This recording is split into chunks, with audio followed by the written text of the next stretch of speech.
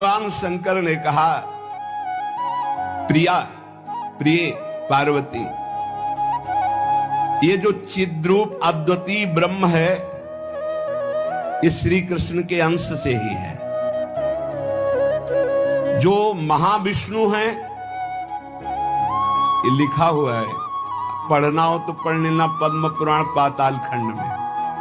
नहीं कहने लगते हैं कि ये तो राधा उपासक ये और किसी को मानते ही नहीं है। नहीं, मानते हैं, जानते हैं, पहचानते हैं, पर जहां से जो वर्णन हो रहा है, सर्वधारा प्रकट हो रही भगवान व्यास देव जी के सब जितने अवतार हैं उनके सबके अवतारी परम पुरुषोत्तम पर ब्रह्म परमात्मा भगवान श्री कृष्ण है। भगवान श्री कृष्ण की आत्मा सी लाडली जी। आप समझो जो लिखा है उसमें भी छाती का अनुभव आपका क्या है? आपने क्या उसमें डूबकर प्राप्त किया है? हम राधा किशोरी की पढ़ी केवल बातें नहीं कह रहे हैं। हनुमान जी तो है नहीं कि ऐसे छाती चीरा तुम्हें दिखा दिया कि श्यामा श्याम मांस ही निकलेगा और कुछ नहीं दिखाई देगा, क्योंकि तुम्हारा मांस देखने वाले नेत्र है। अगर श्यामा श्याम देखने की कृपा कर दें आपके ऊपर कि आप देख लो तो बिना चीरे देख ले। क्रोध और आवेश में अंतर होता है, ध्यान रखना। क्रोध होता है जब अपनी इच्छा के प्रतिकूल कोई बात होती है, और आवेश होता है जब धर्म और इष्ट के प्रतिकूल। जैसे भगवान शंकराचार्य जी के पास एक भैरव उपासक आया और उसने कहा कि आप तो ब्रह्म स्वरूप हैं, शरीर में राग आपका है नहीं। बोले बिल्कुल नहीं। बोले आपकी गर्दन उतार करके मैं भैरव सिद्धि के लिए जब कपाल स्वाहा बोलूंगा तो मैं सिद्ध हो जाऊंगा, हमारा काम बन जाएगा, आपको तो शरीर से कोई मतलब नहीं। बोले अभी उतार लो। वो तैयार हुआ तो उनका रुको, अभी सब सेवा परायण शिष्य देख लेंगे तो तुम्हें मार डालेंगे। कल 4 बजे आना, मैं गंगा स्नान करके वृक्ष के नीचे पीपल के ध्यानस्थ हूंगा, गर्दन उतार ले जाना। ऐसा ही हुआ। जे ही वो नजदीक आने के लिए खड्ग लेकर उद्यत हुआ, उसी समय स्वामी नरसिंहाश्रम जी को आवेश हुआ भगवान नरसिंह का, और स्नान कर रहे थे गंगा जी में, हुंकार मारी, छलांग मारकर पहुंचे और उठाकर पटक दिया, उस कपाली को फाड़ के फेंक दिया और फिर शांत सन्यासी, फिर शांत सन्यासी। पूछा गया ऐसा है, मुझे कुछ पता नहीं। नरसिंह भगवान का आवेश एकदम तत्काल ऐसे, जो आवेश में वो क्रोध का नहीं होता। जब धर्म राष्ट्र इष्ट इसके लिए नहीं कि साधु होकर के क्रोध करते हो, साधु होकर इष्ट की निंदा सुने, साधु होकर धर्म के विरुद्ध आचरण, शास्त्र प्रतिपादन। शास्त्र का स्वरूप क्या है? श्रद्धा, विश्वास, धर्म, इनकी स्थापना करना, इनकी भावनाओं को पुष्ट करके भगवत अनुराग में डुबोना। भगवत अनुराग में वाणी को बहुत ही संभाल करके, यहां समझना, इसलिए बोले भगवान शिव कह रहे हैं, केचिद वदंति तस्यांशम ब्रह्म चिद्रूप मद्वयम। उपनिषद में जिस ब्रह्म तत्व का वर्णन है वो इन बिहारी जी के एक अंश से है। तद्दशांशम महाविष्णु प्रवदंति मनीषिणः। मनीषी लोग जो शास्त्र के ज्ञाता जन हैं वो कहते हैं कि वृंदावन बिहारी श्री लालजू के 10 अंश से महाविष्णु का अवतार हुआ। ये जो गर्दन टेढ़ी किए हुए, अधरों पर बंसी विराजमान किए हुए, ललित त्रिभंगी अनंत कामदेवों को भी मूर्छित करने की सामर्थ्य रखने वाले वृंदावन बिहारी जी, जो तिरछी चितवन से मंद मुस्कान के द्वारा करोड़ों कामदेवों की सुंदरता को ह्रास, उपहास, लघु कर रहे हैं, ये जो अपने अधरों में बंसी की ध्वनि कर रहे हैं, जो मुरली की ध्वनि से हमारे हृदय को प्रेमानंद में डुबो रहे हैं, त्रिभुवन को विमोहित कर रहे हैं, इनकी महिमा अगाध और अपार है। हे पार्वती जी, ऐसा भगवान शंकर। हे देवी, जिनके नखचंद्र किरणों की महिमा का वेद अंत नहीं पा सकते हैं, तो वेद प्रतिपादित धर्म में चलने वाले ब्रह्म ऋषि कैसे पा सकते हैं? उन्हीं भगवान श्री कृष्ण के संबंध में कुछ और बता रहा हूं, तुम सुनो और सुनकर मुदित आनंदित हो। ये त्रिगुण माया से रचा हुआ अनंत ब्रह्मांड है उन्हीं श्री कृष्ण के द्वारा। उन्हीं श्री कृष्ण के द्वारा ब्रह्मा विष्णु और मैं महेश्वर प्रकट हुआ। जितने भी देवता दैवी शक्तियां सब उनके करोड़वें अंश से उत्पन्न हैं। सृष्टि स्थिति और संहार की शक्ति युक्त से ब्रह्मादि देवता ये सब उन्हीं महान बिहारी जी के वैभव हैं, प्रभु के वैभव हैं, श्री कृष्ण। श्री कृष्ण रूप का जो करोड़वां अंश है, उसका जो करोड़वां अंश है, उससे कामदेव उत्पन्न हुआ जो पूरी सृष्टि को नचाए दे रहा है। सोचो, श्री कृष्ण के करोड़वें अंश के एक अंश के करोड़वें अंश से कामदेव प्रकट होकर पूरी सृष्टि को नचाए दे रहा है। वो श्री कृष्ण कितने सुंदर हैं। वो ब्रह्मांड में स्थित होते हुए किसको नहीं मोहित कर सकते। ऐसे श्री कृष्ण के श्री विग्रह की शोभामयी जो कांति है, उसके करोड़वें अंश से ये चंद्रमा और सूर्य का प्रकाश होता है। ऐसे तो तेजोमय है वो, ऐसे सुंदर है कि करोड़वें अंश के एक अंश से करोड़वें अंश में कामदेव का प्रादुर्भाव हुआ। श्री कृष्ण के प्रकाश के करोड़वें अंश से एक सूर्य, ऐसे परमानंद में रसामृत परिपूर्ण श्री वृंदावन बिहारी की महिमा का कौन पार पा सकता है। हे देवी, परम आनंद, परम चैतन्यता, विश्व ज्योति, ब्रह्मबोध, ये सब इन्हीं से प्राप्त होता है, इन्हीं से प्राप्त होता है। इनके श्री चरण कमल युगल नख रूपी चंद्रकांति मणि से निकलने वाली जो प्रभा, उसी तेजो ज्योति में पूर्ण ब्रह्म में लीन बताया गया है। देवी, जैसे उनके अंश से मैं हूं, ऐसे श्री राधा के करोड़वें अंश से आप सब शक्तियों का, देवियों का प्रादुर्भाव हुआ। इसलिए सर्वोपरि राधा पद रज स्पर्श महादेव, सर्वोपरि राधा पद रज स्पर्श, ऐसे स्पर्श से ऐसे महामाधुर्य सिंधु श्री कृष्ण का रसास्वादन होता है।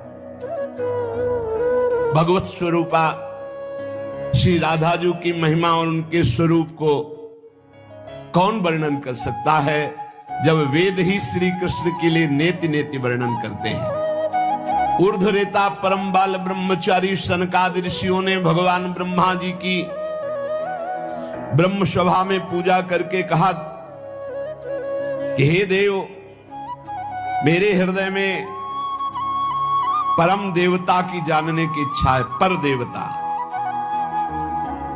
जिससे सब शक्तियों का प्रादुर्भाव होता है, सृष्टि का हेतु भूता जितना भी सामर्थ्य शक्तियां हैं, ये सब कहां से प्रकट होती, कौन है इनका प्रकट करने वाला। श्री उपनिषदों में राधिकोपनिषद, शनकादि के प्रश्न को सुनकर ब्रह्मा जी बोले, पुत्र वैसे तो ये बहुत गुह्य विषय है, गुप्त विषय है, अत्यंत गुप्त रहस्य भी अधिकारी के सामने बोल देना चाहिए। और तुम अधिकारी हो, क्योंकि निष्काम निर्विकार सच्चिदानंद स्थिति में हर समय स्थित रहते हो, पर तुम किसी और के सामने प्रकट मत करना। देखो, हर जगह पहले शर्त रख ली गई, इसे गुप्त रखना। जो हृदय संशय शून्य, रसग्राही, गुरु भक्त, शास्त्र के अनुसार चलने वाला, निष्पाप, उस अधिकारी को परम देव श्री कृष्ण का यश सुनाना। ऐश्वर्य, यश, श्री, धर्म, ज्ञान और वैराग्य, इन 6 ऐश्वर्यों से परिपूर्ण भगवान श्री कृष्ण की महिमा सुनाना। जो उस महिमा में रत है, फिर उसको गोप गोपियों का महारस सुनाना, ब्रज रस। जो उस रस में अभिषिक्त हो जाए, तब वृंदावनेश्वरी का रस, समझ रहे, तब वृंदावनेश्वरी का रस। अखिल ब्रह्मांडों के अधिपति जिन्हें नारायण कहा गया है, ये हमारे प्रभु वृंदावनाधीश्वर के एक अंश से हैं। वे प्रकृति से भी प्राचीन और नित्य नवीन हैं। उनके आह्लाद का नाम है राधा। संधिनी, ज्ञान, इच्छा, क्रिया, ये बहुत सी शक्तियां हैं। ये आह्लाद अंतरंग भूता श्री राधा रूप में विराजमान है। श्री कृष्ण के द्वारा इनकी आराधना होती, इन्हें इसलिए इन्हें श्री राधा कहते हैं। श्री कृष्ण सदैव आराधना में तत्पर रहते हैं। श्री कृष्ण का सदा समाराधन करते हैं। ये गांधर्वा जितनी श्री कृष्ण पटरानियां द्वारिकाधीश की हैं, ये सब इनके अंश से प्रकट हुई है। श्री राधा और रस सागर श्री लालजू, ये एक प्राण, एक मन, दो तन, एक रुचि, एक स्वभाव, एक वय, लीला के लिए दो बने हुए हैं। ये मैं बहुत गुप्त बात बता रहा हूं। ये जन साधारण को, मूर्तम और महामूर्खों को कभी भी इसका श्रवण मत कराना। जो राधा किशोरी के इन 28 नामों का जप कर ले तो विश्व की कोई भी ऐसी कामना नहीं जो पूर्ण ना हो जाए। अनुभूत विषय आज का नहीं, ये वृंदावन आने के पहले का, क्योंकि पूज्य भाई जी श्री हनुमान प्रसाद पोद्दार जी के आदर्श में हम चल रहे थे, उनको जैसा वो निर्देश कर रहे। ये 28 नाम जिह्वा पे नाचते रहते थे। प्रारंभ में जो हितधाम से जुड़े होंगे उनको पता होगा 28 नाम कभी कभी हम उच्चारण कर देते थे। राधा रासेश्वरी रम्या, कृष्ण मंत्राधिदेवता,